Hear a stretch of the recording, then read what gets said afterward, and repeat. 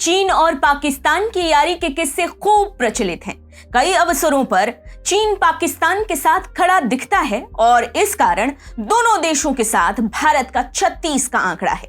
पाकिस्तान भारत के खिलाफ सीमाई इलाकों में षड्यंत्र रचता रहता है और चीन उसका समर्थन करता है, लेकिन अब भारत की बढ़ती वैश्विक और सैन्य शक्ति से दोनों ही देशों की परेशानी बढ़ने लगी है। दरअसल भारत आज के समय में अपनी सैटेलाइटों से पाकिस्तान के 87% हिस्से पर नजर रख सकता है। स्पेस टेक्नोलॉजी में भारत की इस बादशाहत से चीन बौखला गया है और अब अपने मित्र पाकिस्तान का सहारा लेकर भारत के खिलाफ एक चाल चलने की कोशिश कर रहा है। नमस्कार, आप देख रहे हैं TFI, जो है देश का सबसे विश्वसनीय ऑल्टरनेट न्यूज मीडिया पोर्टल।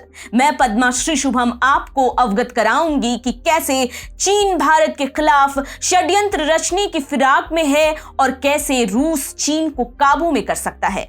आगे बढ़ेंगे, लेकिन उससे पहले अगर आपको हमारा काम और हमारे विचार पसंद आ रहे हैं तो हमारे वीडियो को लाइक करें और चैनल को सब्सक्राइब कर लें।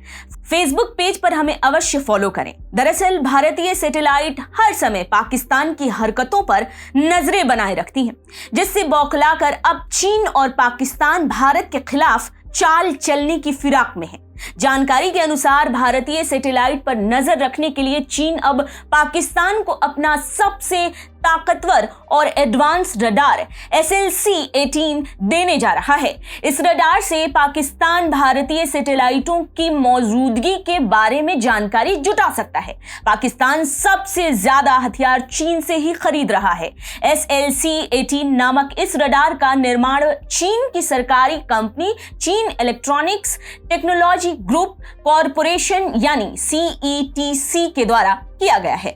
आपको बता दें कि भारत के सैटेलाइट पाकिस्तान की हर हलचल पर नजर रख रहे हैं, लेकिन पाकिस्तान के पास अभी इस तरह की स्पेस टेक्नोलॉजी नहीं है, जिसके चलते अब ड्रैगन पाकिस्तान की मदद करने जा रहा है, जिसके बाद होगा ये कि पाकिस्तान भारत की खुफिया सैटेलाइट देख सकेगा। ये दोनों ही देश मिलकर भारत के खिलाफ अपनी नापाक चाल को अंजाम देने की फिराक में है। ऐसा पहली बार नहीं हो रहा है कि जब चीन पाकिस्तान को SLC-18 रडार दे रहा है, बल्कि वो लंबे समय से पाकिस्तान को हथियारों की सप्लाई करता आ रहा है। क्या वीर सावरकर ने अंग्रेजों से माफी मांगी? अकबर महान था, कर्ण सबसे बड़ा दानवीर था और दे दी हमें आजादी बिना खड़क बिना ढाल। ये सब झूठ है, मिथ्या है, फेक है। ऐसी भ्रांतियों को फैलाने वालों का कपार फोड़ा जाएगा TFI के इतिहास और संस्कृति चैनल पर। ऊपर वाले लिंक को दबा के सब्सक्राइब करिए। वहीं हाल ही में चीन की यात्रा पर गए पाकिस्तानी प्रधानमंत्री शहबाज शरीफ से मुलाकात के दौरान चीनी राष्ट्रपति शी जिनपिंग ने कहा था कि चीन और पाकिस्तान अच्छे दोस्त हैं, अच्छे साझेदार और अच्छे भाई हैं और उन्होंने इस उथल पुथल वाली दुनिया में एक दूसरे का समर्थन करके मजबूत दोस्ती प्रकट की है। उन्होंने कहा कि चीन ने दोनों देशों के रिश्ते को हमेशा रणनीतिक महत्व तथा दीर्घकालिक नजरिए से देखा है और पाकिस्तान को अपने पड़ोस से संबंधित कूटनीति में हमेशा प्राथमिकता में रखा है।